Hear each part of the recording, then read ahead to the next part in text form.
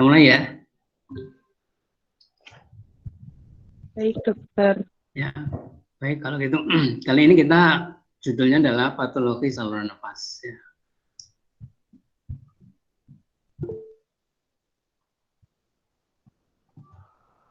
Referensi yang kita ambil dari Govan, Robin, dan Thompson.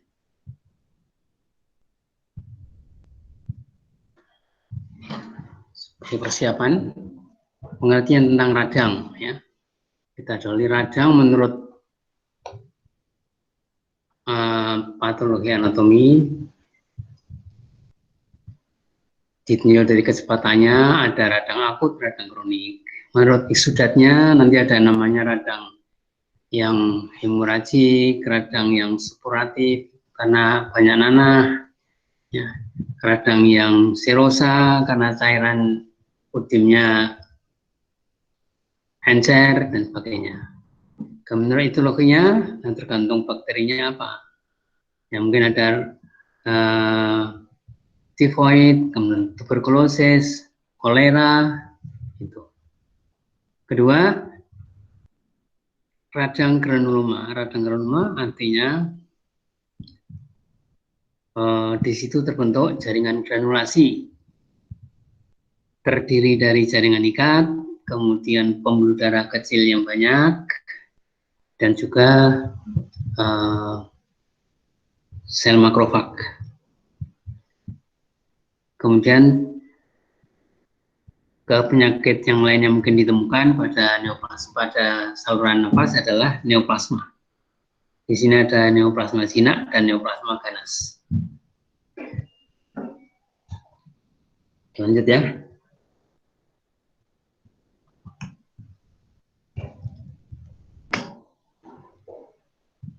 Gangguan saluran nafas biasanya ada kaitannya dengan bersin, batuk, dan sesak nafas. Refleks-refleks yang terjadi akibat gangguan saluran nafas. Kelainan bisa bersifat primer, bisa bersifat sekunder.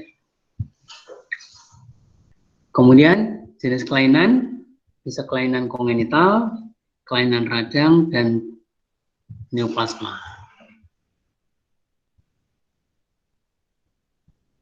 Jadi kelainan pada saluran nafas bisa dari kelainan kongenital, radang, maupun neoplasma.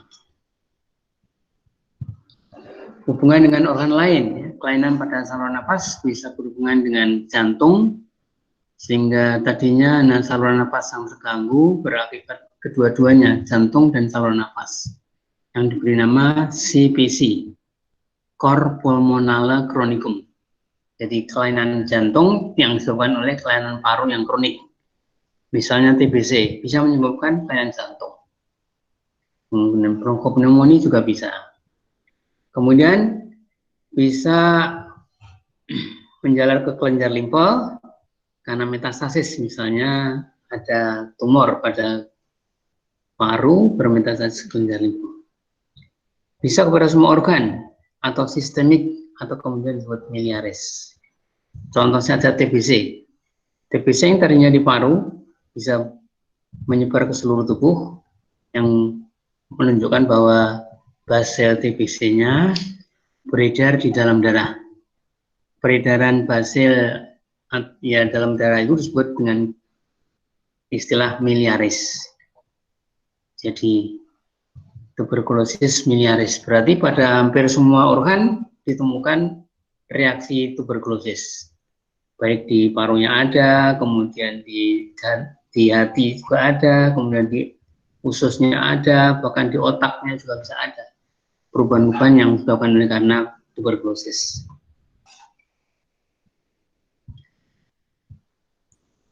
Baik, kita lanjutkan. Kelainan pada hidung, dimulai yang paling depan dulu. Di sini dulu orang mengira bahwa kalau ada hidung besar kayak gitu, berbenjol-benjol, warna kemerahan, ini ada hubungannya dengan alkohol. Alkoholisme, artinya orang itu adalah peminum, suka minum alkohol. Tetapi dalam perkembangan selanjutnya itu dinyatakan tidak benar, karena yang terjadi sebetulnya adalah suatu akne Ya, akne itu bahasa Indonesianya apa? Bahasa Jawanya pukul. Ya. Akne rosacea. Rosacea menunjukkan warna yang kemerah-merahan dan berpinjal-pinjal. Di mana kelenjar-kelenjar di bawah epidermis akan mengalami formasi. Gambaran makroskopik hidung besar, kulit hidung menebal, irregular, eritem, merah-merahan, dan ada bercak-bercak atau bintik-bintik yang gelap. Ini gambaran mikroskopik yang menunjukkan bahwa ada proliferasi daripada kelenjar sebasea. Kelenjar sebasianya ini. Nah, ini kelenjar sebasea. Harusnya tidak sebanyak ini banyak sekali. Ya.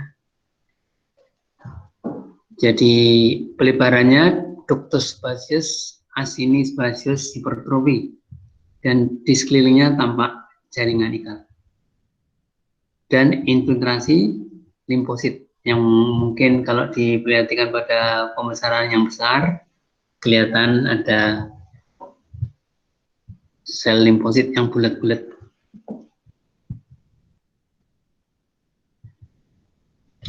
Yang berikut dari hidung adalah rinitis akut.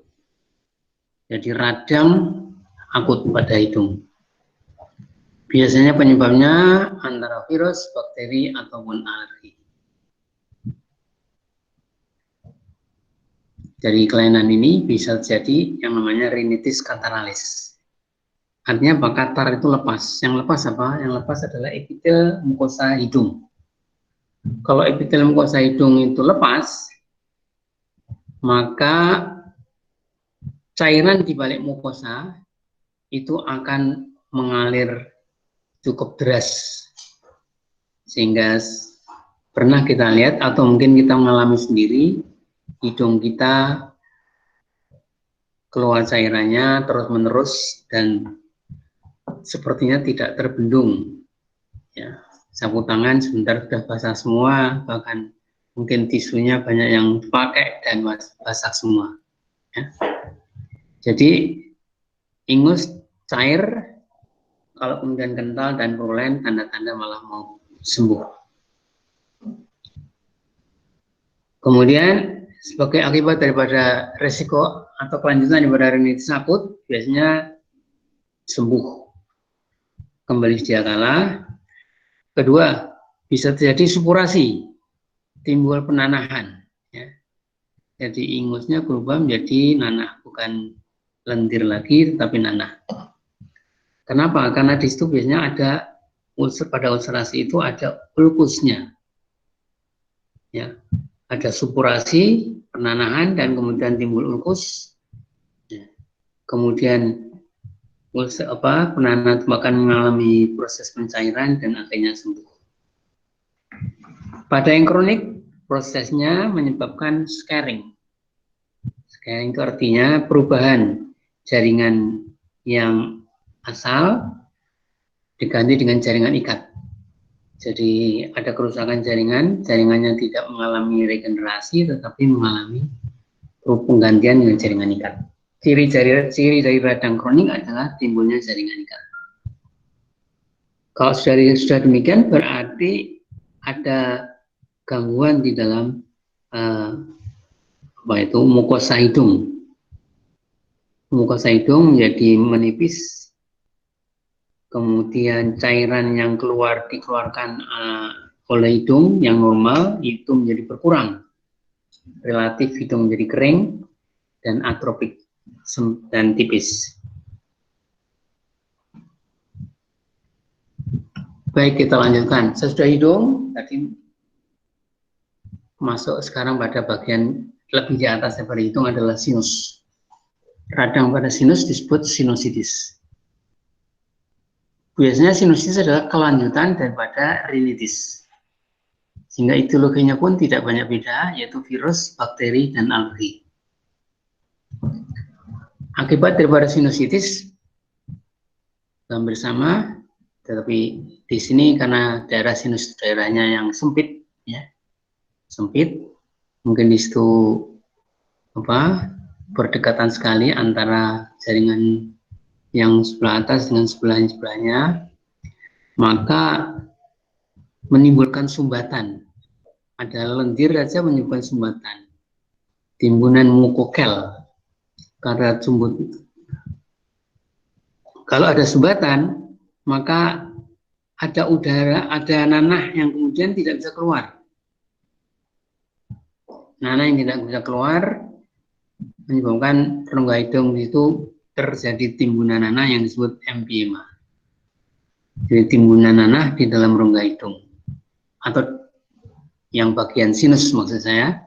Jadi timbunan nanah di daerah sinus diberi nama emphysema. Ya. Kedua, supurasi, ada penanahan. Prosesnya bisa terjadi direct maupun yaitu trauma. Jadi penanahan pada sinus bisa terjadi pada misalnya kecelakaan atau mungkin perkelahian, ada trauma, ya, bagian daripada sinus kena benda keras, kemudian di dalamnya mengalami kerusakan, keretakan dan sebagainya, terjadilah bakteri masuk, terjadi supurasi dan penanahan. Ketiga, kalau terjadi sumbatan, maka yang terjadi berikutnya adalah tekanan naik. Ya, misalnya tadi di atas pertama tadi ada emphysema, ada timbunan nanah. Kalau tekanan naik, maka timbunan-timbunan cairan-cairan yang mengandung banyak bakteri itu akan terdorong masuk ke dalam tulang di sekitarnya. Maka terjadilah berikutnya sesudah sinusitis ada osteomielitis. Kemudian diikuti dengan periostitis, radang pada osteum bagian luar, bagian peri, bagian luar, tepi. Kemudian kalau sudah kondisinya semacam ini, maka muka penderita itu akan kelihatan seperti berbenjol-benjol. Jadi mukanya nggak bagus lagi, nggak rata dalam arti kata rata yang normal, tetapi di sekeliling hidungnya itu kelihatan berbenjol-benjol, sehingga diasosiasikan sebagai muka singa. Jadi kalau muka singa itu biasanya nggak rata, tapi agak berbenjol-benjol. Disebut leontiasis osseum, muka singa. Ya, itu sinusitis. Ya. Masuk lagi atau masih di dalam sinus, selain peradangan ditemukan juga kemungkinan polip. Polip itu bukan tumor yang sebenarnya. Dulu orang mengatakan polip itu tumor jinak dari mukosa, tetapi yang terakhir diklarifikasi polip itu bukan tumor sebenarnya. Jadi pertumbuhan mukosa ya. Gambaran makroskopik massa selatin single maupun multiple melekat pada mukosa dan tampak seperti bertangkai. Ada bagian yang kecil di bagian pangkalnya, kemudian membesar. Seperti Anda bayangkan seperti buah kates. Ada pangkalnya, ada tangkai kecil, kemudian ada melebar sebagai polipnya. Jadi polip adalah pertumbuhan yang jinak dan sering ditandai dengan tangkai. Kalau masih awal-awal ya nggak bertangkai, belum keluar tangkainya. Tetapi sesudah lanjut biasanya kelihatan bertangkai. Gambaran mikroskopik epitel tractus respiratorius yang kadang-kadang mengandung kelenjar. Jadi kelihatan ada epitel tractus respiratorius yang mengandung kelenjar, jaringan ikat sembab dengan berdegenerasi niksom, disertai sebukan eosinofil. Akibatnya, akibat polip nasal tersebut sering terjadi obstruksi, ya, karena ada pertumbuhan di rongga hidung yang relatif sempit. Daerah sinus apalagi lebih sempit lagi. Maka karena obstruksi maka bisa menyebabkan benda-benda asing yang patogen tidak bisa keluar, maka terjadilah infeksi biogen, ya, infeksi yang mengandung nanah. Dan polip nasal tidak pernah menjadi ganas. Jadi kalau polip nasal kemudian dioperasi bukan karena takut ganas, tetapi takut mengganggu, obstruksi, gangguan nafas dan sebagainya, atau mungkin perdarahan.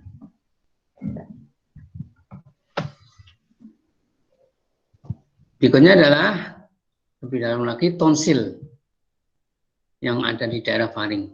Nah, orang menyebut tonsilofaringitis, radang pada tonsil. Kita perhatikan yang sebelah kiri itu prosesnya kronik. Nah, ada kronik tonsil kanan dan kiri yang besar. Ini T3 kanan 3, kiri 3 kira-kira gitu ya. Jadi T33. Kemudian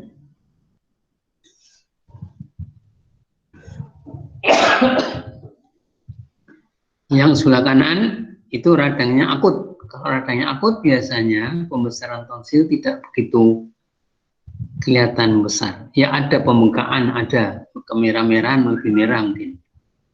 Tetapi tidak sampai T33 apalagi T4. Warnanya lebih merah. Lebih hiperemik.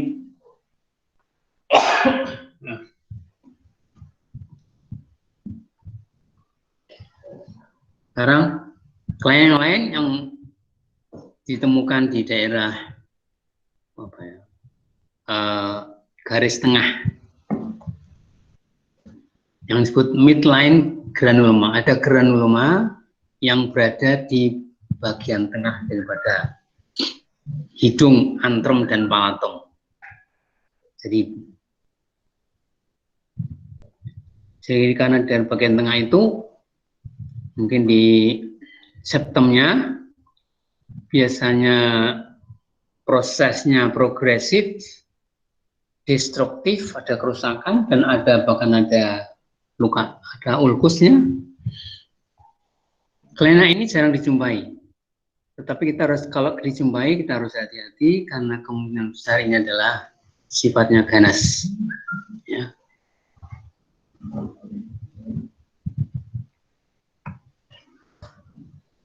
Lebih lanjut adalah tumor ganas nasofaring.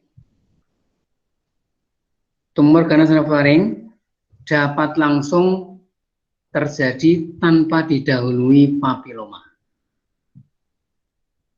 Ya.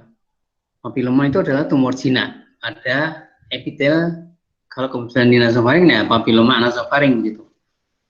Jadi papiloma, tetapi tidak harus begitu. Tidak harus bahwa papiloma dulu baru kemudian ada karsinoma. Bisa saja terjadi langsung tumbuh tumor ganas pada nasofaring.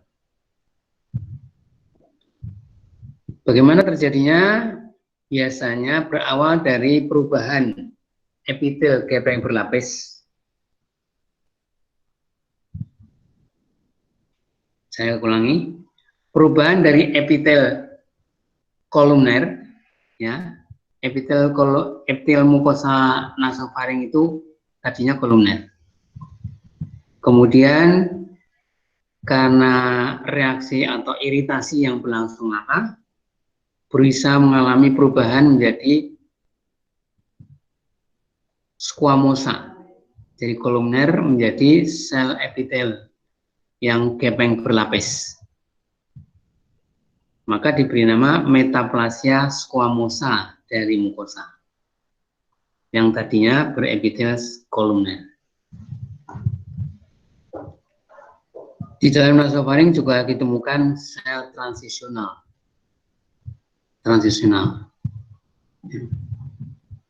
Tumor ganas tumor ganas nasofaring atau karsinoma nasofaring menyebabkan seluruh rongga sinus menjadi dipenuhi oleh pertumbuhan tumor. prognosisnya biasanya jelek. Prognosisnya jelek.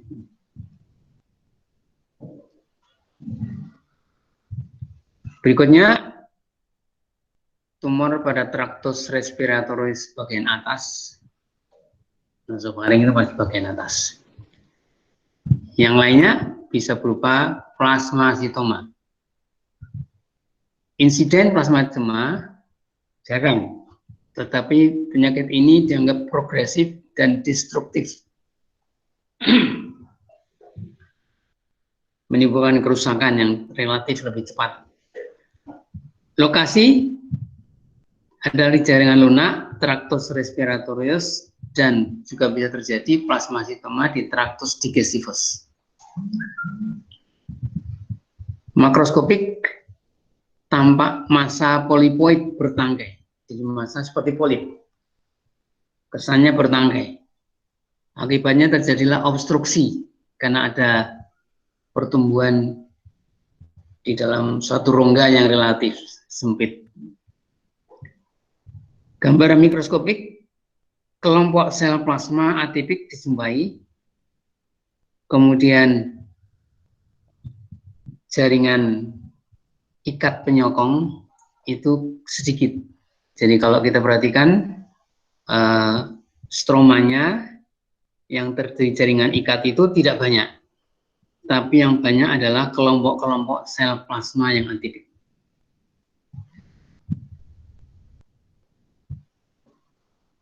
Akibat daripada plasmasitoma, dia merusak tulang. Ya, plasmasitoma merusak tulang, dia menyerang tulang, hingga tulang menjadi keropos. Kadang-kadang soliter, tidak ada hubungannya dengan myeloma multiple. Jadi yang sering plasmasitoma itu soliter. Kalau multiple banyak, jadi lesinya banyak, tidak hanya satu, maka namanya mungkin berubah menjadi myeloma multiple. Gambaran mikroskopiknya sama, cuma kejadiannya di beberapa tempat. Sebagian kecil merupakan myeloma multiple di tulang, sebagian kecil tumbuh di tulang. Sekarang kita masuk kepada organ yang lebih dalam lagi, yaitu laring. Kelainan pada laring, langsung aja, kelainan pada laring adalah kalau berupa tumor diberi nama laringitis. Kalau bakterinya non-spesifik, maka diberi nama laringitis non-spesifik. Kalau bakterinya khusus dan punya ciri-ciri yang tertentu, misalnya bakteri difteri, maka diberi nama langsung dengan nama bakterinya. Laringitis difteri, laringitis tuberkulosis misalnya. Kadang-kadang di laring bisa terjadi timbul nodul, benjolan, yang disebut Singer's node. Ada Singer's node. Karena laring itu di situ banyak, bukan banyak, karena pada laring itu ditemukan plica vokalis, tempat pembentukan suara, maka kalau misalnya tumbuh nodul di laring, resikonya suara akan menjadi serak, menjadi tidak jernih lagi. Nodul pada laring diberi nama Singer's node. Kenapa Singer's node? Singer itu dari kata penyanyi, singer. Orang yang suka nyanyi, yang memang hobinya atau mungkin profesinya nyanyi, dia sering bernyanyi.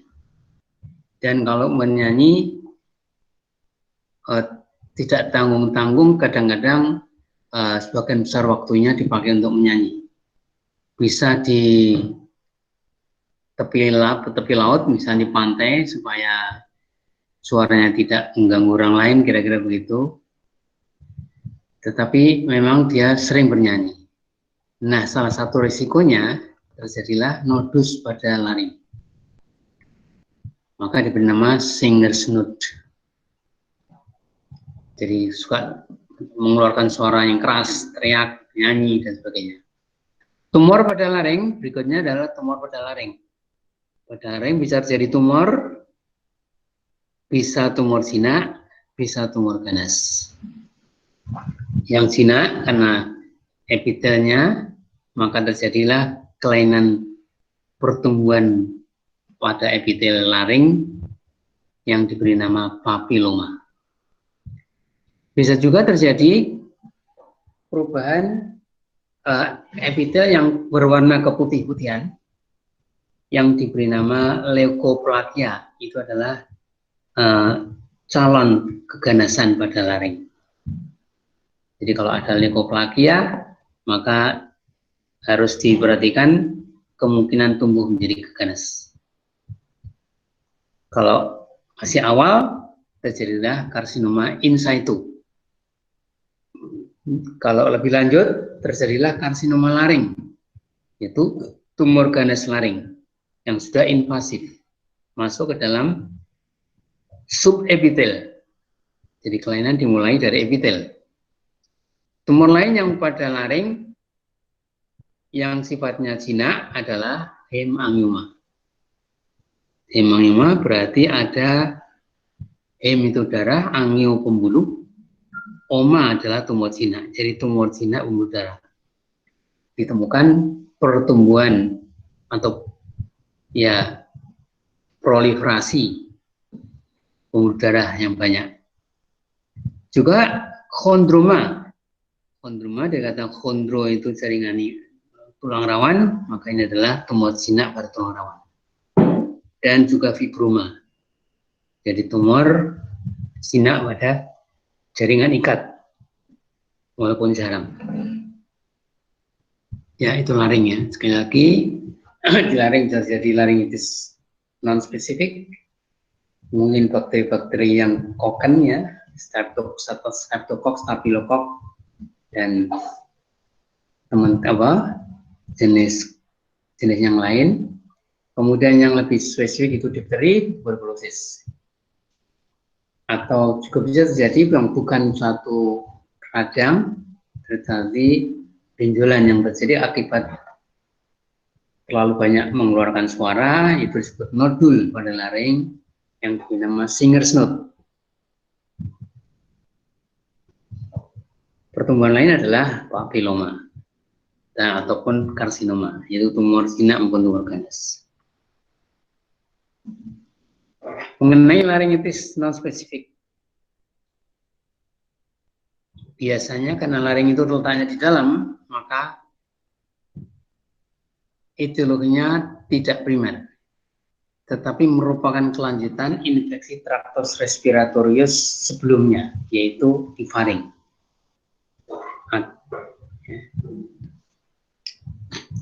Kalau di laring, radang tersebut biasanya mengenai epiglotis.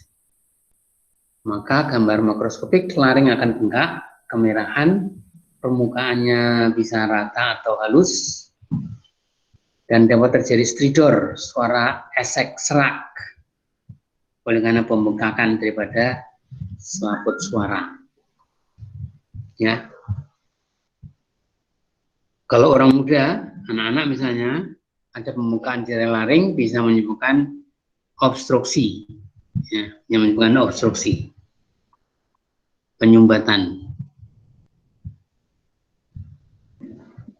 Sementara laringitis yang spesifik, TBC misalnya, itu juga bisa bersifat sekunder dari paru. Perubahan suara bisa terjadi oleh karena ada pembengkakan, ada ulkus pada pita suara misalnya.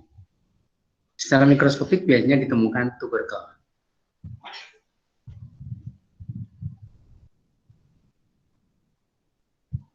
Berikutnya adalah difteri. Difteri pengertiannya adalah infeksi faring, traktus respiratorius, terjadi pembukaan atau sembab hiperemik Terus ditemukan gambaran yang kita disebut sebagai pseudomembran, membran semu. Jadi kalau diperhatikan penderita dengan difteri, biasanya anak-anak, bisu buka mulut, kemudian diberikan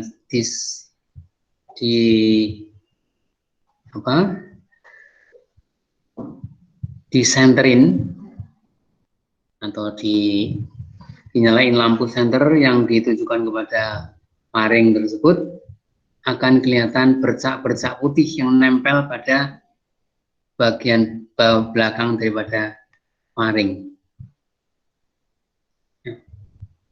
Bercak-bercak putih itu biasanya tidak gampang, itu bukan di dahak. Kalau dahak diambil gampang. Bercak-bercak itu bisa diambil tetapi agak susah.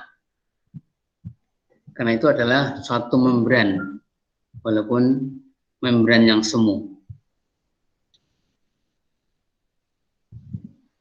Difteri termasuk bakteri yang bersifat eksotoksin. Jadi kelainannya apa?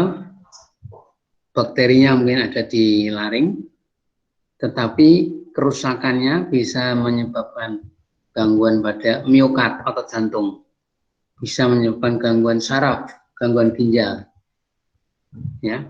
Tetapi bakterinya tidak masuk ke miokard, juga tidak masuk ke saraf dan ginjal. Toksinnya aja yang keluar. Maka disebut eksotoksin. Bakterinya tetap ditemukannya di daerah laring.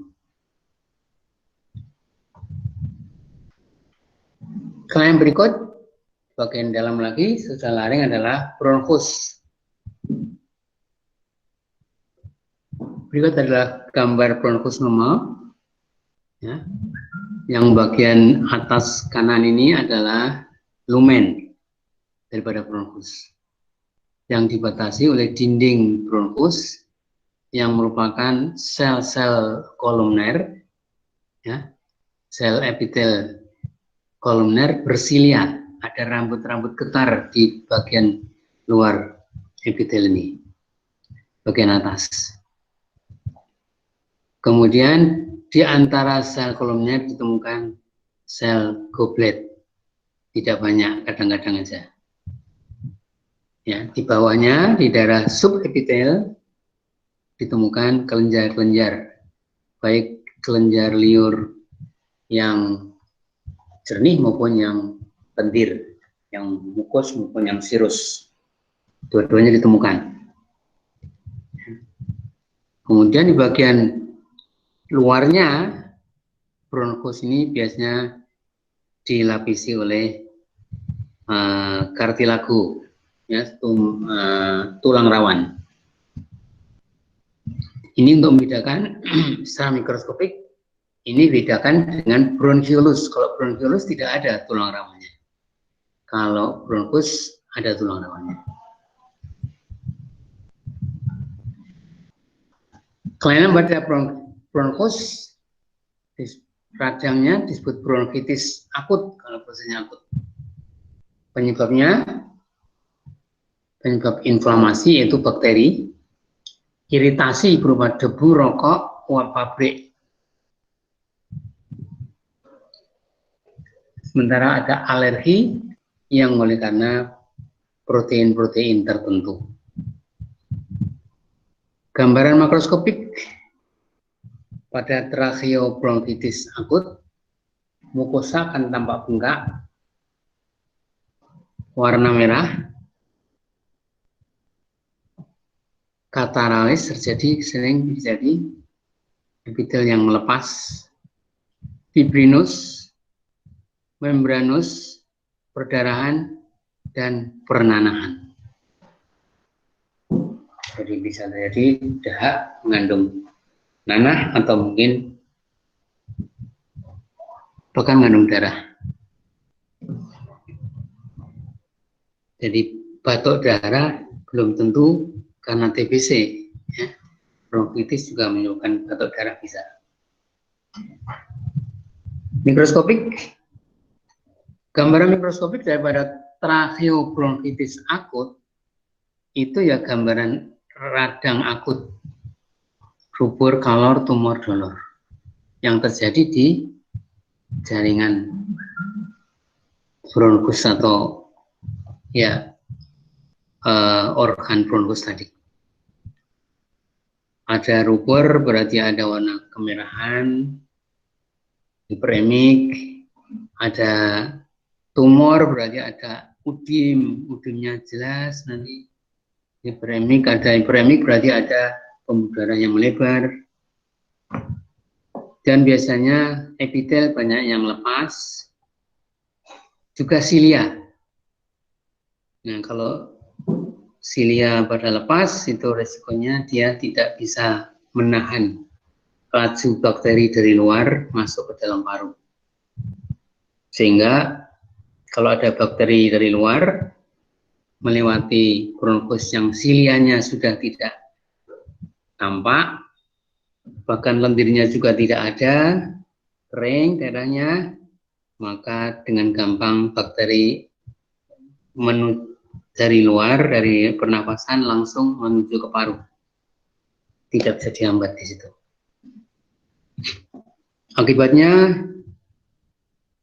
Akibat daripada tracheobronchitis akut, ya bisa sembuh ya. Kalau diobati sembuh. Misalnya karena bakteri ya dikasih antibiotik, karena iritasi ya dijauhkan daripada iritasi, atau alergi ya diberikan obat-obat anti alergi. Obat anti alergi bisa diberikan untuk yang alergi. Kalau proses berjalan terus tapi tidak sembuh, maka terjadilah bronkitis kronik. Yang akut bisa menjadi kronik, atau bahkan menjadi lebih berat dari bronkitis atau tracheobronkitis akut berubah menjadi bronkitis pneumonia, bronchopneumonia. Karena yang kemudian tadinya hanya radang pada bronkus bisa mengalami perubahan radang di paru juga, maka diberi nama bronchopneumonia.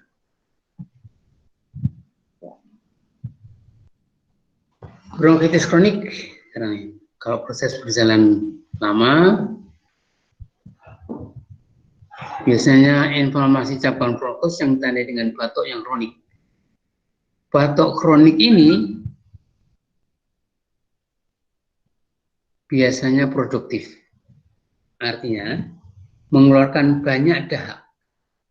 Jadi penderita dengan batuk kronik, bronkitis kronik maksud saya, itu sering mengeluarkan dahak. Jadi begitu dia batuk, biasanya langsung ada dahaknya, terasa bagi penderita, sehingga dia memang perlu butuh ya tempat untuk membuang dahak itu.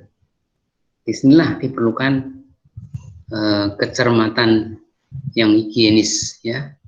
Berdahaknya tidak di sembarang tempat, tetapi diberikan tempat khusus. Kalau perlu di situ ada pasirnya atau ada lisolnya, atau minimal ada tisunya ya, supaya tidak mengalir kemana-mana. Prosesnya lama ya, karena ini kronik. Sembuhnya juga lama, bisa sampai 3 bulan. Insiden banyak di daerah industri. Di pedesaan justru jarang, karena di pedesaan itu yang kita temukan adalah sawah-sawah dengan banyak pohon-pohon yang rindang, sehingga ya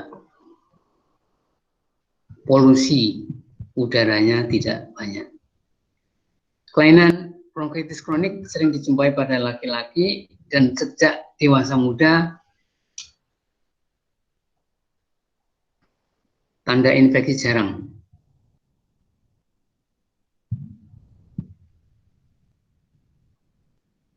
Bronkitis kronik etiologinya antara lain pada penderita perokok. Jadi kalau Anda lihat penderita perokok itu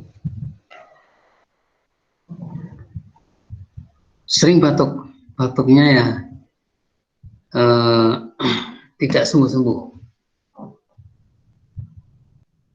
Kelanjutan daripada bronkitis akut menyebabkan bronkitis kronik juga. Infeksi saluran nafas bawah itu ya termasuk di dalamnya bronkiolitis dan paru. Kegagalan mekanisme bronchial toilet karena proses pengeluaran cahaya udara dari paru tidak sempurna sehingga banyak yang terhambat di situ, menyebabkan pertumbuhan bakteri yang berjalan perlahan-lahan tetapi pasti terjadilah bronkitis kronik. Iritasi kronik bahan kimia atau polusi udara, dan yang sering kita sampaikan adalah radang kronik disebabkan karena infeksi bakteri yang low grade, bakteri yang patogenitasnya tidak kuat. Jadi infeksinya yang terjadilah infeksi yang pelan-pelan, low grade. Gambaran klinik, prosesnya progresif, makin lama makin berat, batuknya kronik, sputumnya mukoid, banyak lendirnya, kumat-kumatan, dan makin meningkat. Jadi makin, bahasa Jawanya makin ngekel, batuk bronkitis kronik. Gambaran makroskopik, bronkitis tampak mengalami dilatasi. Pada bronkitis, bronkus menjadi melebar, dilatasi. Membrana mukosa daripada bronkus kelihatan kasar dan tebal, warna kemerahan, bercak-bercak disertai sekresi mukus yang diberi nama webbing mukosa.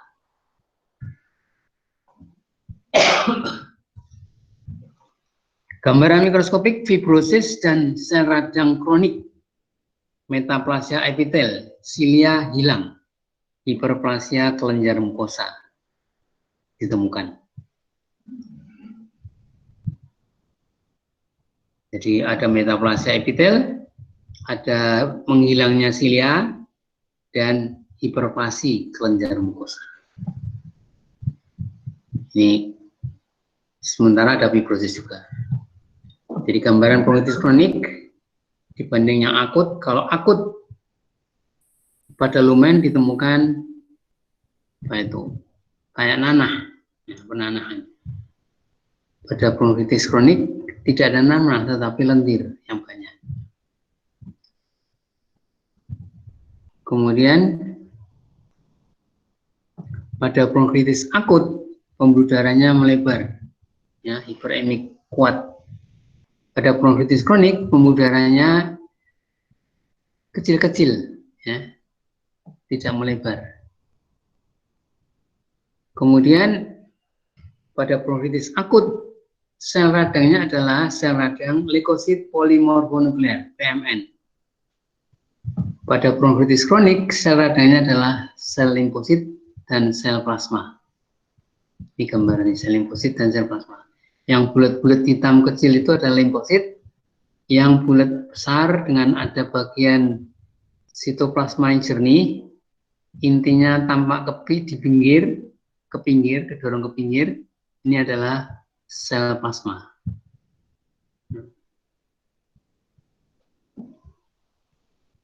Kemudian satu lagi yang membedakan antara kronik dan akut, pada radang kronik bronkitis ini tampak bertambah banyaknya kelenjar mukosa.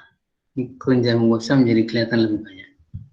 Kalau dihitung, ini berapa ini? 1, 2, 3, 4, 5, 7 sampai 11 misalnya. Di sini cuma berapa? Ada 7 atau 8. Ada 7. Jadi kelenjar mukosanya nampak lebih banyak. Jadi proliferasi. Makanya lendir yang dihasilkan juga banyak.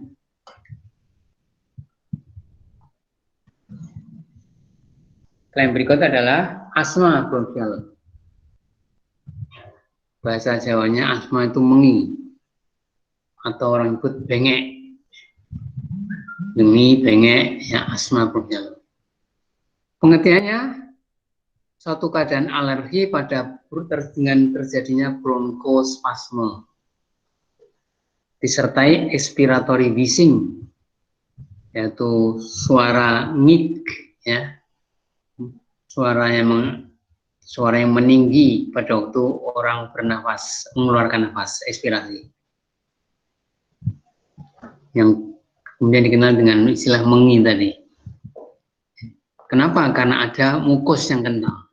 Jadi dia mengeluarkan suara pada saat keluar, yang tidak gampang udara yang mau dikeluarkan itu keluar, sehingga terjadi suara yang biasanya penderita tampak sesak nafas, ya. Sesak nafasnya cukup berat, walaupun resikonya jarang terjadi kematian pada asma bronkial. Bisa, tetapi jarang. Kematian jarang. Kemungkinan yang lain daripada asma bronkial adalah terjadinya cor pulmonale chronicum, ya, CPC. Ini. Atau terjadi bronkitis. Ini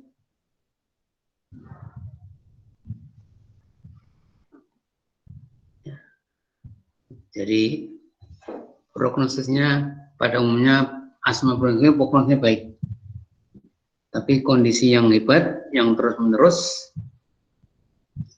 cukup menakutkan, ya, bagi yang melihat, ya, karena nafasnya berat seperti suara apa itu, suara singa atau suara apa ya suaranya. Kondisi yang semacam itu disebut status asmatikes. Jadi penderita asma yang tidak gampang disembuhkan. Jadi kasih obat macam-macam yang biasanya dipakai bisa menyembuhkan, ini kali tidak bisa menyembuhkan. Jadi butuh waktu yang lama untuk kembali seperti semula. Ini disebut status asmatikes. Masih asma bronkial, gambaran makroskopik pada umumnya paru normal. Ya, jadi kalau di foto ya tidak ada apa-apa. Atau kalau ada kelainan, biasanya nampak bronkus berisi mukus yang liat dan kental. Dan bronkiol menebal, dinding bronkiolus menebal. Bagian-bagian paru tertentu tampak kolaps. Kadang-kadang, tetapi jarang, yaitu emfisema dapat ditemukan. Gambaran mikroskopik dinding bronkiol menebal, hipertrofi, kelenjar mukosa bertambah, membrana basalis menebal.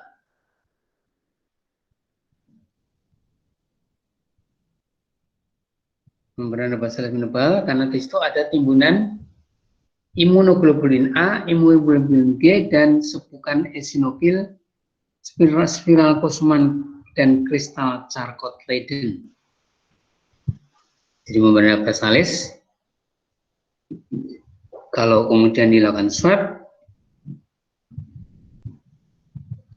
maka ditemukan spiral Kosman dan kristal Charcot Leyden serta sepukan eosinofil. Kemudian bisa juga ditemukan imunoglobulin A dan imunoglobulin G.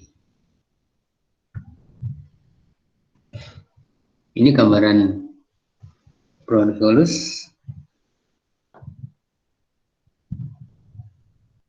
Bronkus pada waktu proses penyempitan asma. Ya. Jadi banyak eosinofil, epitel yang rusak, dan massa lendir yang tebal atau lengket. Ya. Karena itu kalau orang mengobati penderita asma, dikasih tambahan obat-obatan untuk pengencer dahak. Apa buat melenjar dada? Misalnya OBH. Nah, itu diberikan, walaupun beritanya tidak batuk, tapi jarang batuk, tetapi dia dikasih itu supaya darahnya encer, cair, dan gampang keluar. Maka penderita akan jadi lebih lega.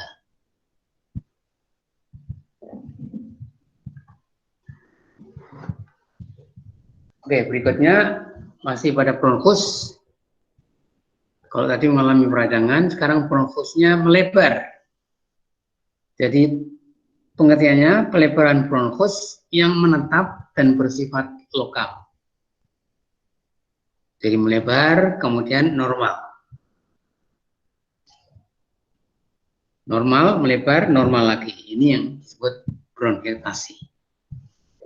Walaupun ada beberapa model yang berkali-kali, normal, melebar lagi, normal, ya sehingga ada yang berbentuk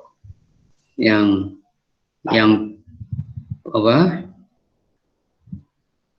Beberapa pelebaran terjadi. Etiologi faktor penting ialah infeksi yang berkaitan dengan sumbatan pada bronkus. Sumbatan pada bronkus yang menyebabkan terjadinya bronkiekstasi bisa berupa intralumen foreign bodies. Jadi kalau di dalam pembuluh bronkus ya ada benda asing, nah, itu bisa menyebabkan pelebaran daripada dinding bronkus.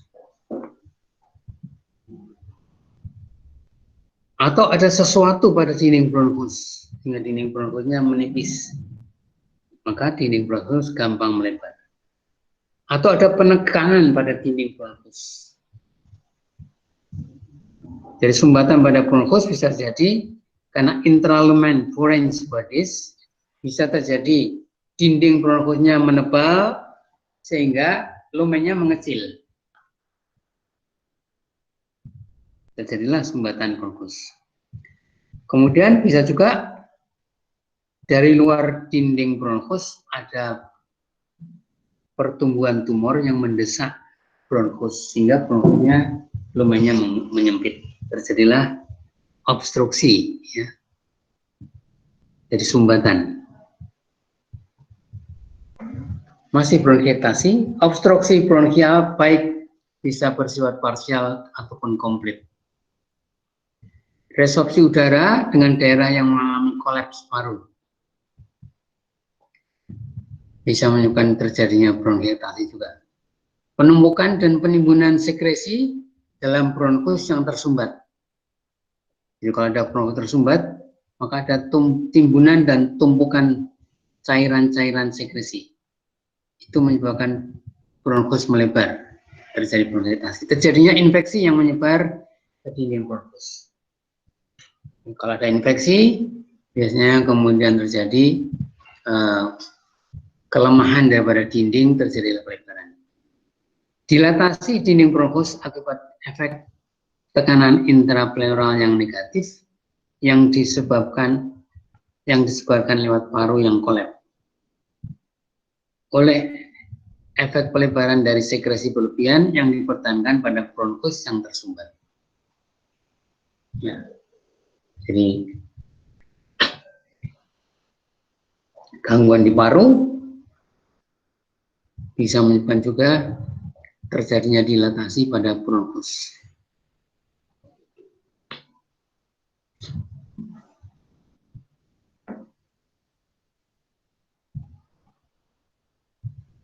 Ini gambar bronkiekstasi. Pelebaran bronkiekstasi itu bisa terjadi secara silindrikal, jadi melebar. Yang normal sebelah atas, kemudian di bawah ini bronkus melebar. Nah, melebar semua.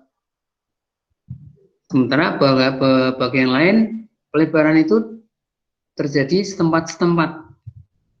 Nah, tinggal disebut scapular dilatation. Biasanya pada tempat yang melebar ini ada pusnya, ada nanahnya.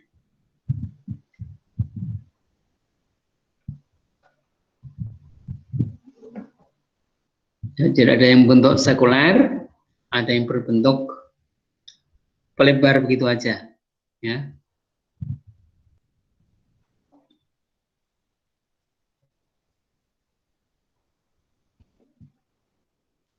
Atau disebut cylindrical karena bentuk silinder yang melebar, yang tadinya sempit jadi melebar. Masih bronkiktasi, gambar makroskopik, ada pelebaran bronkus, nanah di dalam bronkus yang mengalami bronkiktasi, sertai peradangan pada dinding. Mikroskopik berbagai infiltrasi pada bagian atau seluruh dinding bronkus dengan sel radang kronik. Sel radang kronik itu apa? Limfosit, monosit, itu sel radang kronik atau histiosit. Mukosa biasanya diganti jaringan yang meradang.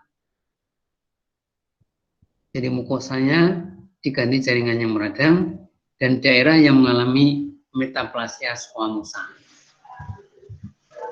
Akibatnya bronkiktasi produksi sputum purulen. Ya. Fibrosis paru dapat pula terjadi abses pada otak. Bronkitis kronik terjadilah kemudian bronkitis kronik atau pneumonia. Radang pada paru atau pneumonia. Klaim berikut adalah kelainan yang bukan karena radang, ya, bukan karena tumor, tapi karena gangguan sirkulasi, kelainan sirkulasi. Sirkulasi bisa sirkulasi besar, sirkulasi kecil. Yang kelihatan di sini adalah sirkulasi besar.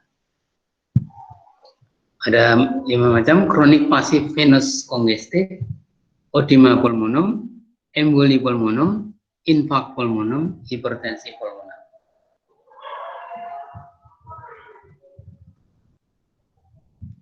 Nah, dari sirkulasi ini kita bisa membedakan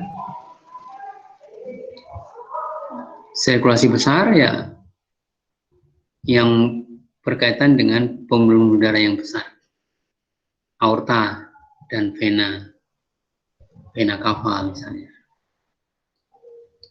Sirkulasi yang kecil ya bagian-bagian yang memiliki cabang yang lebih kecil.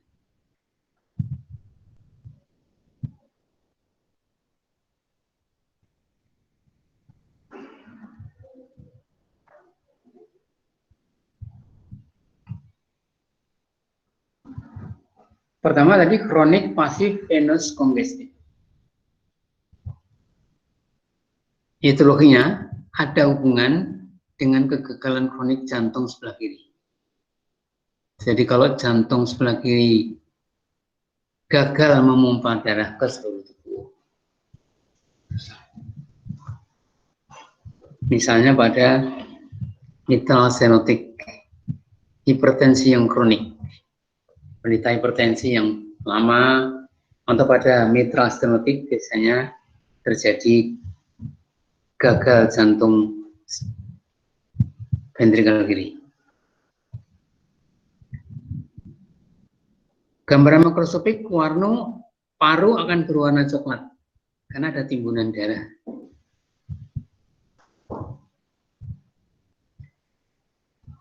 Darah yang dikembalikan ke paru, ya.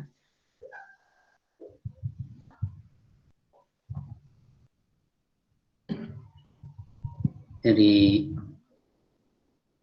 dalam peredaran sirkulasi, darah dari paru akan masuk ke atrium, kemudian masuk ke ventrikel. Kalau ventrikelnya gagal, maka atrium akan tertimbun banyak darah. Atrium banyak darah gagal, maka darah yang dari paru tidak bisa masuk atrium, kembalikan ke paru. Paru berwarna coklat. Ada perubahan vaskuler. Gambaran mikroskopik kongesti pembuluh darah alveoler. Jadi pembuluh darah alveoler mengalami kongesti. Kemudian fibrosis pada dinding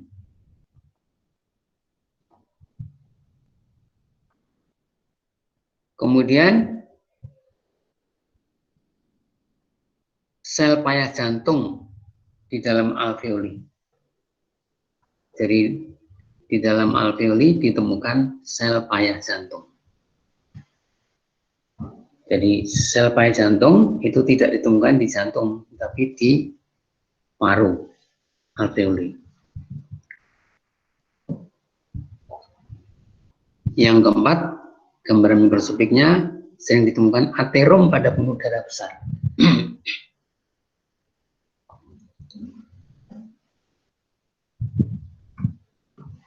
Udema pulmonum. Udema pulmonum penyebabnya adalah karena kegagalan jantung, terutama jantung kiri. Mungkin juga proses radang pada paru menyebabkan udema pulmonum. Mungkin juga penyakit ginjal, di mana terjadi perubahan kimia darah sehingga darah menjadi gampang terserap di dalam paru, atau tekanan intrakranial yang meningkat. Gambaran mikroskopik, paru menjadi kenyal karena banyak mengandung cairan seperti bantal kehujanan, itu menjadi kenyal. Beratnya tambah saat ditekan tanpa ada cekungan. Waktu diiris keluar cairan.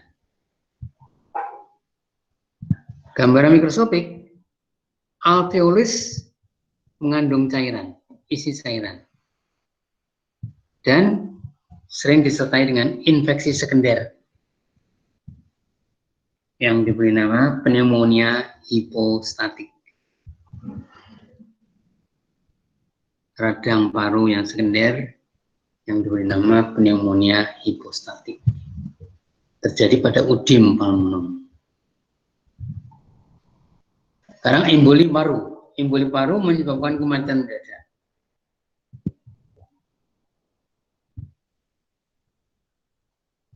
Kemarin pada kita bicara gangguan sirkulasi, kita sebut-sebut pada vena femoralis bisa terjadi trombus. Kalau trombus terlepas, makanya menyebut tromboemboli. Nah, tromboemboli ini atau emboli ini kemudian bisa menuju ke paru karena cukup besar, maka dia menyumbat pembuluh darah di paru. Sumbatan itu begitu fatal karena yang tersumbat adalah pembuluh darah yang relatif besar, sehingga dalam waktu yang singkat terjadilah kekurangan O2 pada paru, menyebabkan kematian mendadak.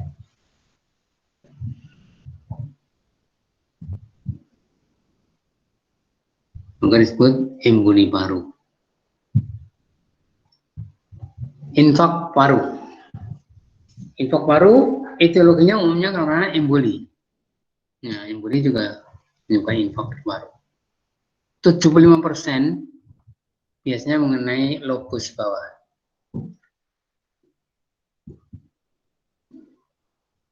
Bentuk daripada infak paru seperti baji yang terbalik. Jadi dasarnya di atas. Jadi pada perdarahan pada basis baji. Tampak pula reaksi fibrosis. Gambaran mikroskopik, darah infak tampak alami nekrosis. Di dalam infak ada nekrosis. Resikonya infak paru adalah sudden death. Asalnya sumbatan ekstremitas bawah. Nah, itu tadi. Karena emboli terjadi sumbatan. Terjadi emboli pada ekstremitas bawah, trombus lepas, tromboemboli, beredar dalam tubuh, masuk ke paru, menyebabkan infak.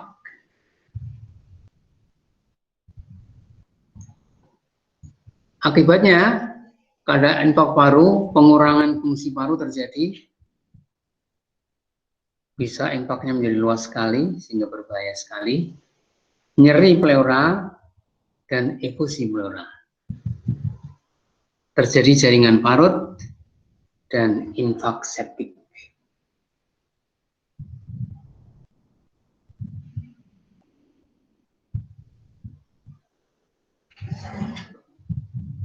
Yang berikut adalah hipertensi pulmonal. Kelainan hipertensi pulmonal ini sifatnya sekunder bila penyebabnya diketahui. Bila penyebabnya tidak diketahui, sifatnya primer. Jadi merupakan hipertensi pulmonal yang sekunder merupakan bentuk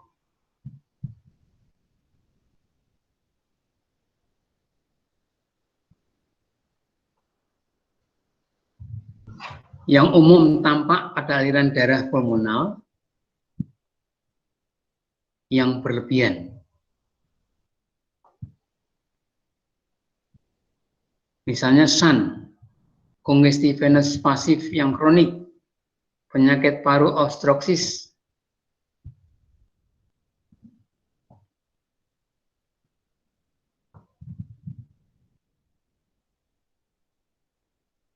atau obstruksi organik pada pembuluh darah paru. Misalnya fibrosis paru, emfisema.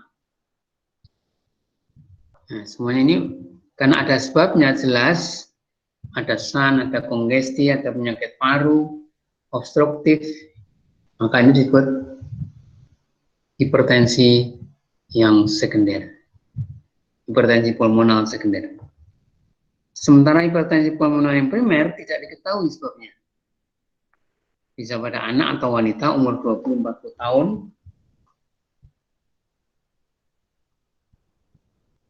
dan bisa berlanjut menyebabkan insufisiensi respirasi dan respirasi yang berat, ya. Gangguan respirasi yang berat.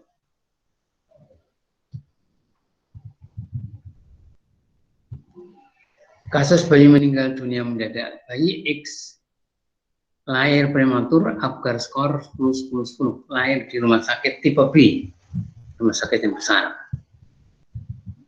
Tipe B kan besar. Sesudah dirawat 2 hari, mendadak keesokan harinya diketahui sesak napas berhebat, sebelum sempat ditolong sudah meninggal dunia.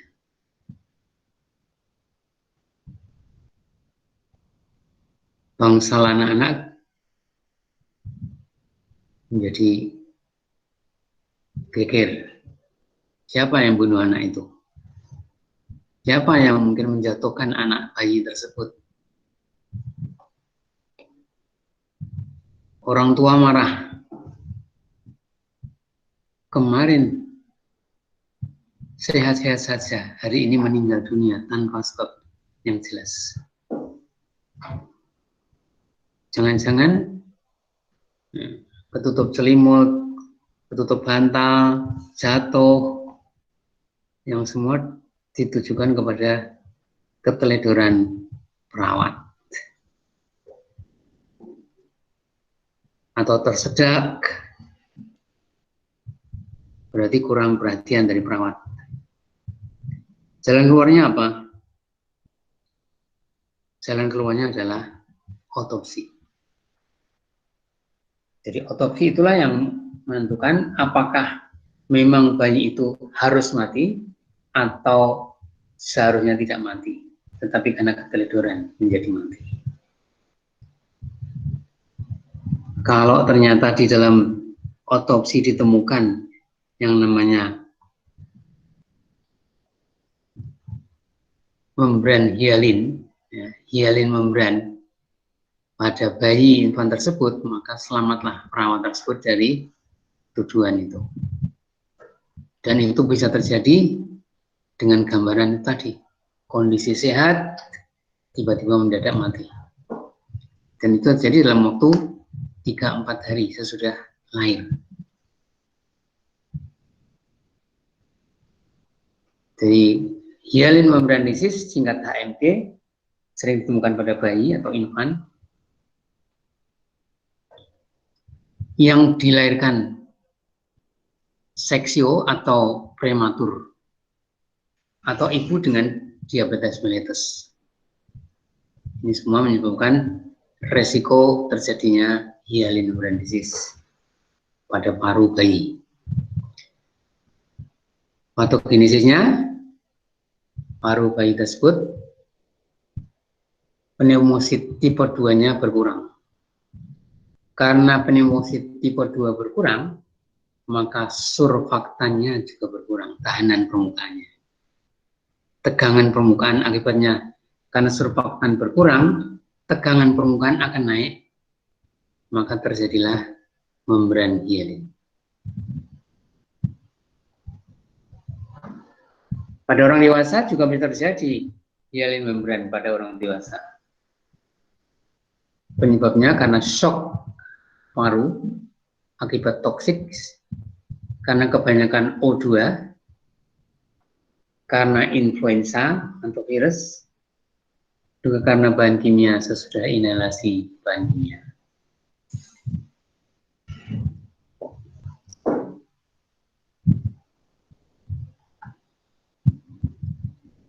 Pada gambaran paru, pada waktu diotopsi kita melihat ada membran. Ini adalah alveoli. Ini alveoli yang mengandung membran hialin.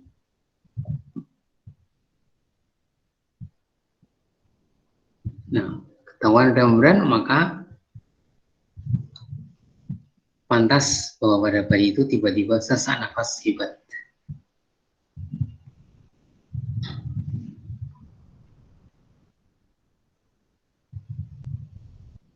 Ini proses terjadinya, ini bisa dibaca. Selain berikutnya adalah atelektasis dan kolap paru. Atelektasis, paru gagal mengembang saat lahir. Itu atelektasis. Kalau kolaps, paru sudah pernah berkembang, kemudian mengempis. Itu namanya kolaps. Di atelektasis terjadi sejak lahir, sementara kolaps paru tidak sejak lahir. Etiologinya apa kalau gitu? Etiologinya atelektasis bisa terjadi karena trauma kelainan. Obstruksi bronkial oleh mukus atau aspirasi liquor amnii. Jadi bayi pada waktu lahir atau sebelum lahir pada proses kelahiran menghisap lendir yang banyak, yang kemudian menyumbat pada bronkus atau menghirup air ketuban. Sementara kolaps paru terjadi pada waktu kompresi, obstruksi pada lumen, pada dinding maupun pada eksternal dari saluran nafas. Itu semua bisa menyebabkan terjadinya kolaps paru, penekanan atau adanya obstruksi. Masih beda antara atelektasis dan kolaps. Gambaran makroskopik atelektasis, maka paru tidak ditemukan krepitasi. Jadi kalau kita ambil paru, kemudian kita pejet-pejet pelan-pelan, tidak ada kesan seperti ada apa ya? Ada rongga-rongga mengandung udara di dalamnya. Tetapi kesannya adalah masif, parunya masif. Kalau kemudian diiris, dimasukkan dalam air, diiris kecil, dimasukkan dalam air, dia akan tenggelam karena memang alveolusnya tidak berkembang.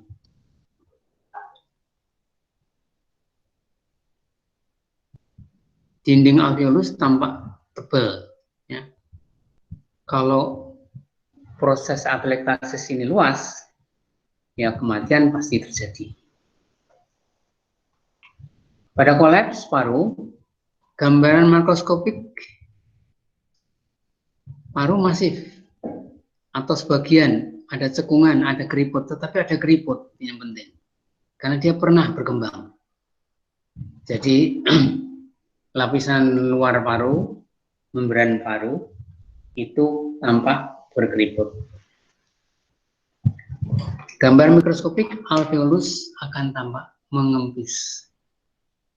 mengecil. Jadi ada kesan bekas rongga yang kemudian menempel dindingnya karena tidak mengandung udara. Dinding-dindingnya benar-benar menempel, lengket. Padat, bronkus dan pembuluh darah kelihatan memanjang. Kalau tidak segera diatasi, kolep paru juga berbahaya. Kalau segera diatasi, maka pada kolep paru bisa terjadi berkembang lagi parunya. Sementara atelektasis tergantung, kalau banyak, ya risiko kematian besar.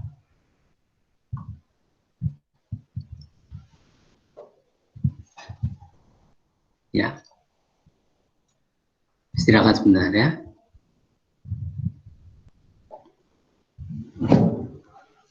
Sekarang kita lanjutkan. Emfisema, waktunya hampir habis. Masih 10 menit. Emfisema adalah bertambahnya ukuran dari rongga udara bagian distal bronchiolus terminal. Jadi rongga udara bertambah melebar. Pada alveolus rongga-rongga melebar.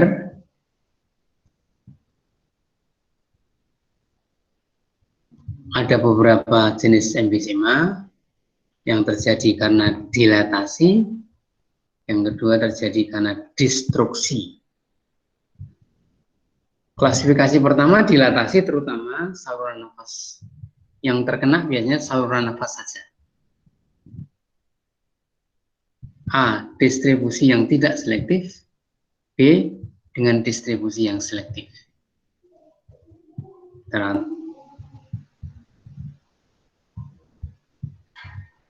Tidak selektif ya tidak teratur, tidak beraturan. Yang selektif kelihatan beraturan. Ada dilatasi.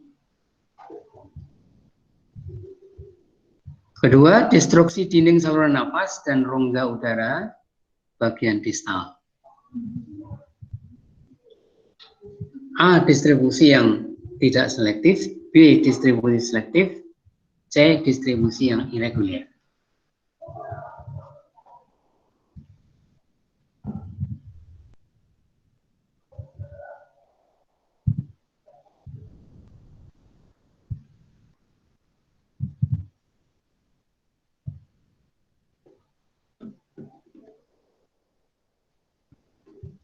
Gambar sebelah kiri adalah gambar alveolus yang normal. Gambar sebelah kanan kelihatan alveolusnya melebar. Ya, alveolusnya melebar. Sementara bronchiolusnya normal. Gambar sebelah kanan sendiri disebut panasiner. Jadi alveolusnya melebar, kemudian bronchiolusnya melebar,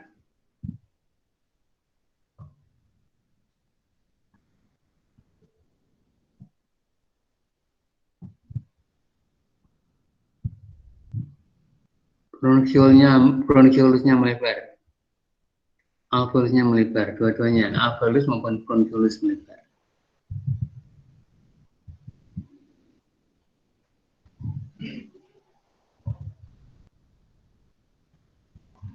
Berikutnya adalah mengenai aspeksia. Aspeksia adalah satu kasus kematian oleh karena anoksia. Jadi pada paru-paru kalau tidak ada O2 masuk, maka bisa menyebabkan terjadi anoksia atau aspeksia. Penyebab kekurangan O2 dalam darah, berkurangnya sirkulasi darah, berkurangnya bahan yang membawa O2, ketidakmampuan jaringan menggunakan O2. Jadi bisa O2-nya cukup tetapi jaringan tidak mampu menerima. Atau eritrosit berkurang sehingga walaupun sebetulnya O2 itu cukup tetapi yang dibawa oleh eritrosit tidak banyak. Atau karena sirkulasi darah yang terganggu. Jadi berkurangnya sirkulasi. Atau memang O2-nya yang terganggu, O2-nya tidak banyak. Perubahan yang terjadi bisa berupa degenerasi udin, yang eksternal bisa berupa tampak sianosis bibir menjadi kebiruan. Ujung jari juga kebiruan, kadang-kadang terjadi perdarahan. Pada internal, darah berwarna gelap. Kongesti vena pada organ, THY multiple pada perikardium dan pada pleura. THY itu perjalanan kecil yang banyak, baik pada perikard maupun pada pleura.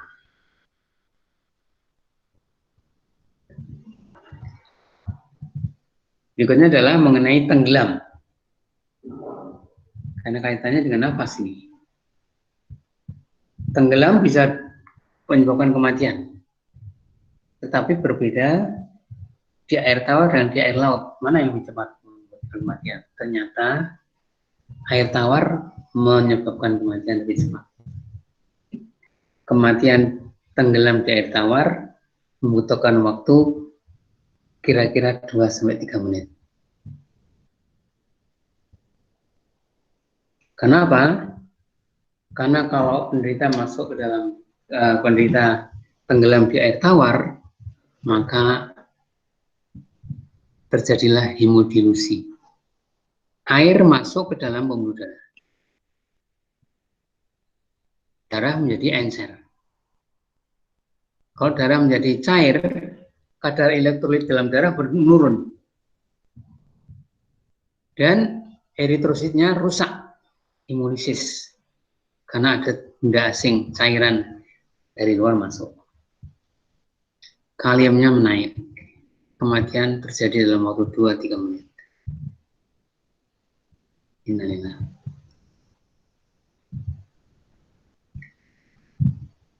Kedua, kalau tenggelam di air laut, itu relatif lebih lama. Bisa sampai 7-9 menit. 3 kali lipat waktunya. Jadi pada waktu orang masuk air laut, cairan darah justru tertarik karena air laut itu mengandung garam. Karena cairan darah tertarik, darah di dalam pembuluh darah menjadi kental, hemokonsentrasi. Tidak ada pertambahan cairan di dalam darah. Ion magnesium diabsorpsi dalam darah dari air laut. Tetapi rasio kalium dan natrium tidak berubah. Dan tidak terjadi hemolisis. Maka kematian butuh waktu relatif lama. 7-9 menit. Kematian juga bisa terjadi karena sebab yang lain. Yang disebut vagal refleks. Atau adanya air di dalam paru.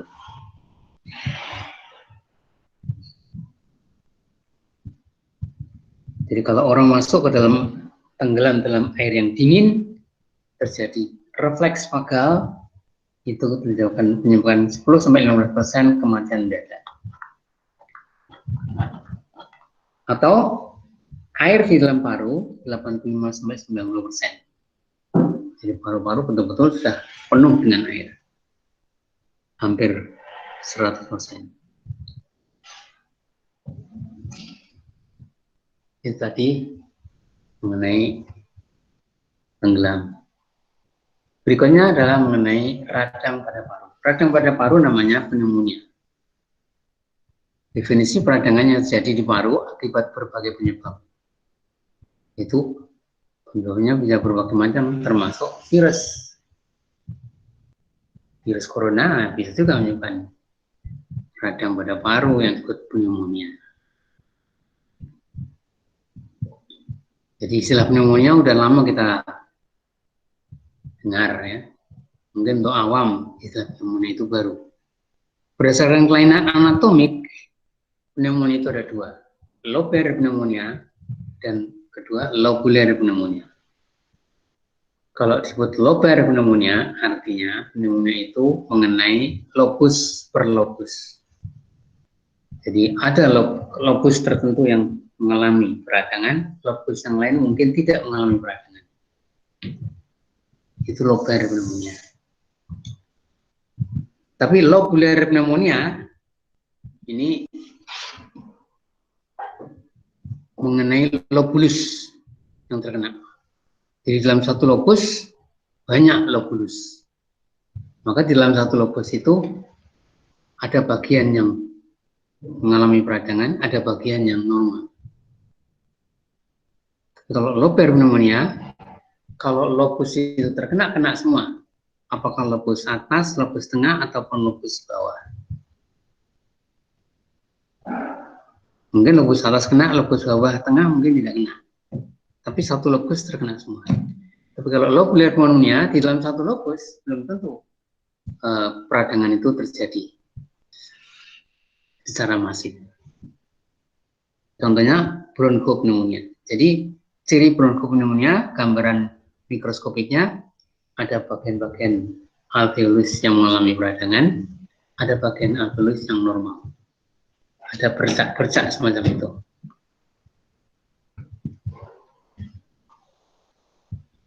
Kembali kepada pneumonia, klasifikasinya biasanya terjadi berdasarkan etiologi bakteri, paru, rickettsia, fungi atau jamur, dan bahan kimia. Pneumonia menentukan berdasarkan etiologi ini, untuk menentukan etiologi daripada pneumonia ini berdasarkan etiologi cukup sulit. Jadi biasanya dia anggap penyebab awalnya adalah bakteri.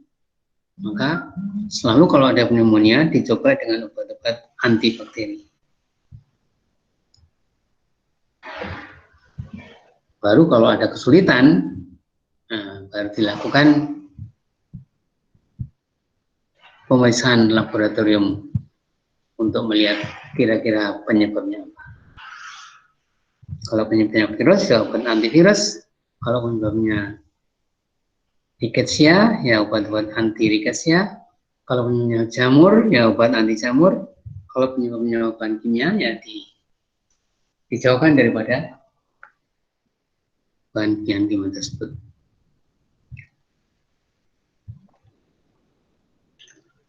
Dan kita membedakan lobar pneumonia dan lobular pneumonia. Pengertiannya, lobar pneumonia terjadi pada anak muda atau orang tua.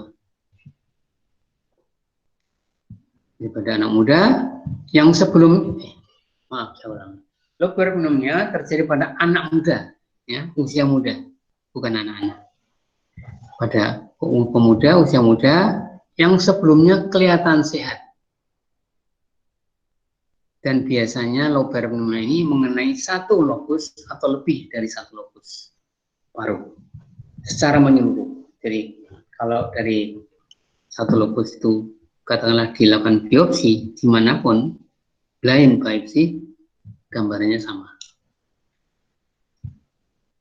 Tapi kalau lobar pneumonia dilakukan biopsi pada paru, belum tentu gambarannya sama. Tergantung yang terkena, yang diambil bagian yang mengalami peradangan atau tidak.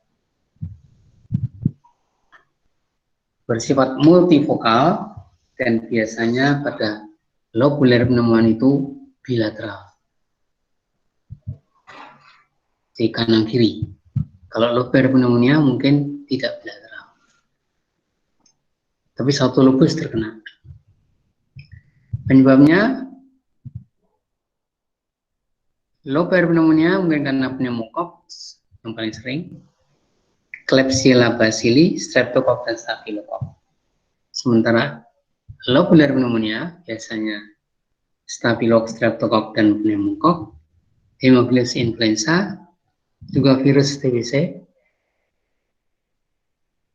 atau bakteri patogen yang lain. Lobar pneumonia sebagai faktor predisposisi artinya penderita sebelumnya sehat. Kadang-kadang ada infeksi ringan, pilek. Tapi pada lobular pneumonia, pada anak-anak yang daya tahan tubuhnya rendah, orang tua, anak-anak Kemungkinan lain pada penderita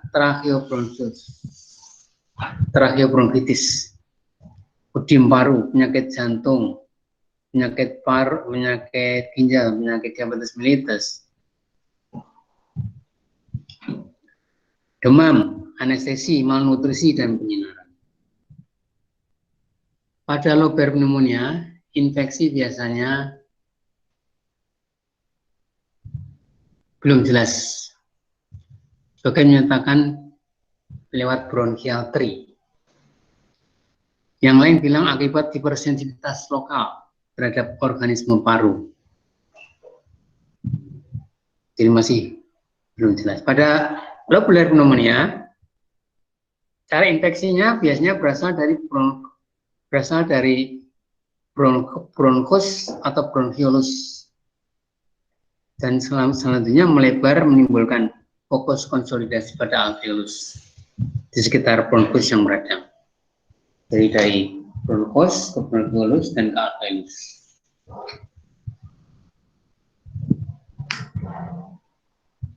Pada lobar pneumonia bisa lewat bronchial tree, bisa karena hipersensitivitas. Lokasinya, lobar pneumonia mengenai satu lobus secara difus. Jarang lebih dari satu lobus. Bisa memang 2 lobus, tetapi jarang. Pada bronchopneumonia biasanya bilateral pada segmen bawah, terutama dari lobus bawah. Yang atas enggak. Manifestasi pada lobar pneumonia ada 4 stadium. Stadium kongesti, kemudian hepatisasi merah, hepatisasi abu-abu, dan resolusi. Kongesti, hepatisasi merah, abu-abu, dan itu pada lobar pneumonia. Tetapi pada lobular pneumonia tidak ada stadium tersebut.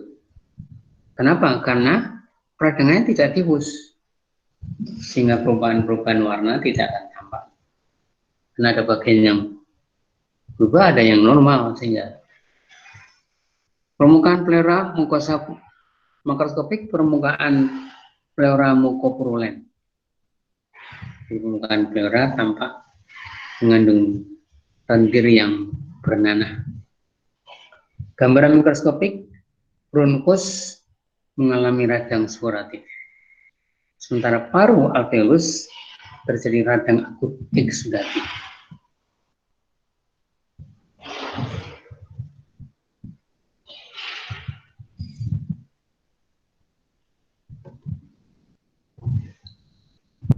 Yang sebelah kiri itu menunjukkan bahwa satu lobus terkena, disebut pneumonia lobaris. Bagian lobus bawah.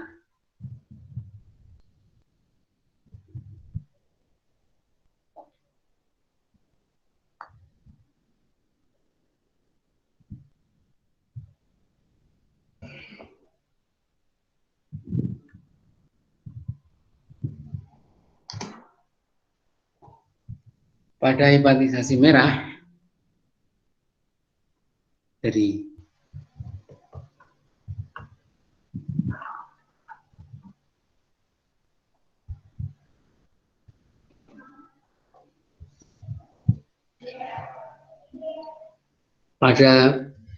pada awalnya terjadi stadium kongesti. Jadi ada kongesti, di situ ada pelebaran pembuluh darah, banyak mengandung sel polimorf di dalam darah. Di dalam darah ini banyak mengandung sel radang leukosit PMN. Pada hepatisasi pada stadium kongesti. Pada stadium hepatisasi merah, maka selain ada bagian yang mengalami kongesti, pelebaran pembuluh darah, juga di dalam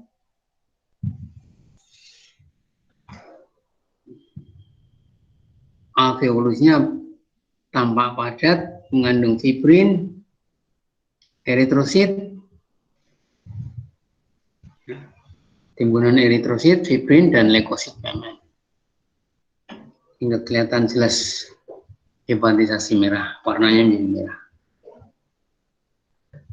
Pada proses yang lanjut, warna merah tadi berkurang, ya, pembuluh darahnya tidak melebar lagi, mulai mengecil, tetapi diganti dengan jaringan ikat. Serabut-serabut jaringan ikat menjadi tampak membatasi kelompok-kelompok sel radang, sehingga warnanya menjadi abu-abu.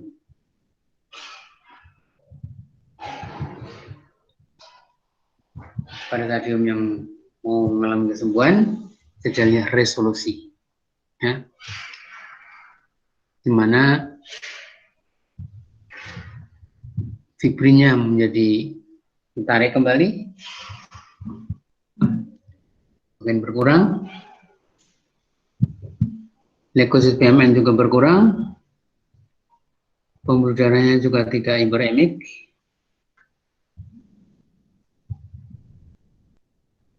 dan semua yang terjadi karena dalam proses penyembuhan.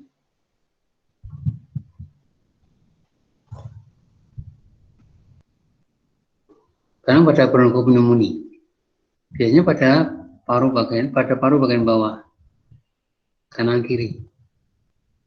Jadi ada bagian pecak-pecak, ya. Ada bagian yang normal, ada bagian yang mengalami peradangan. Sel radangnya biasanya leukosit PMN. Ditemukan di dalam darah, di dalam jaringan maupun dalam darah, dalam pembuluh darah. Dan sifatnya difus. Penyebaran daripada bronkopneumonia itu bisa antar alveolus karena berdekatan, kemudian terjadi kerusakan dinding yang satu rusak, kemudian berpindah kepada dinding alveolus yang masih normal,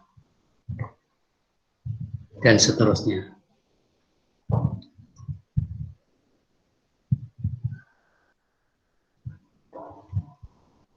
Sebagai risikonya atau prognosisnya, dengan antibiotik Clover pneumonia biasanya menjadi baik. Terkadang bisa jadi komplikasi kardiak, septikemi, meningitis, artritis, uratif, dan resolusi yang inkomplit. Sementara lokular pneumonia, resolusinya yang menjadi komplit jarang.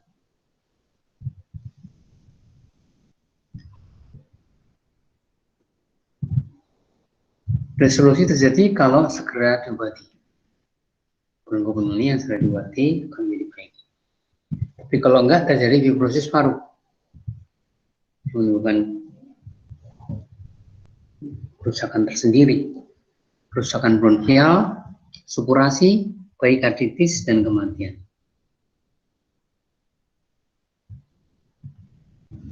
Itu maka dulu pada semua penderita dengan bronkopneumonia merupakan indikasi untuk rawat inap.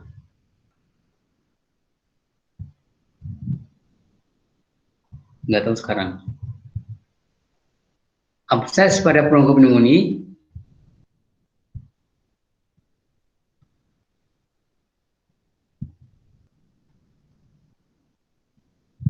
bisa terjadi pada puncak, bisa juga terjadi pada bagian dasar paru.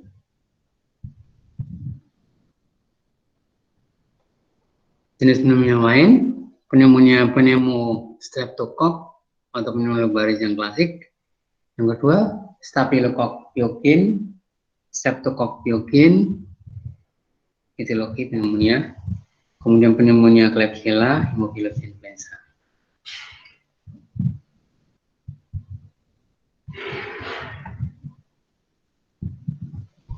Etiologi pneumonia yang lain, bakteri lain adalah E. coli, Pasteurella pestis, Bacillus anthrax, Pasteurella tularensis, Brucella,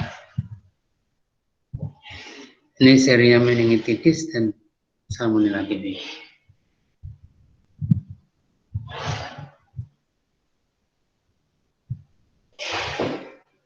Kalau materi berupa cairan gaster, biasanya asam lambung akan merusak alveolus dan bronkus disertai odim yang progresif dan reaksi radang akut.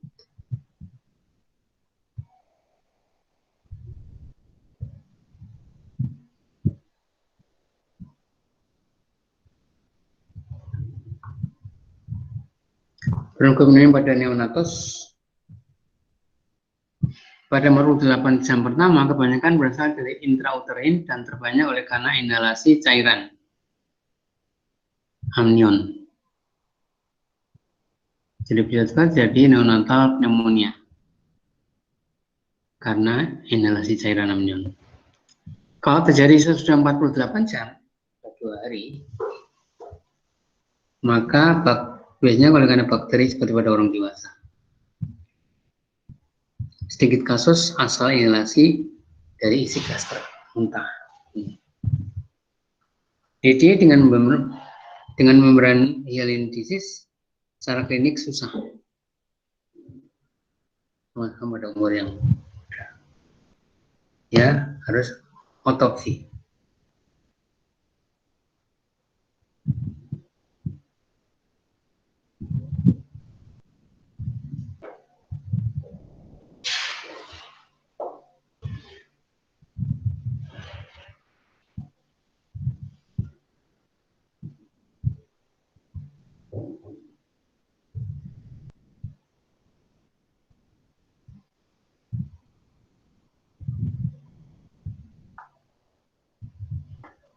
Pneumonia oleh karena streptococcus, pneumonia oleh karena menghisap asam lambung, hyalin membran disease, inhalasi cairan amnion. Itu merupakan yang harus dipertimbangkan pada bayi umur 3 hari tiba-tiba sesak nafas.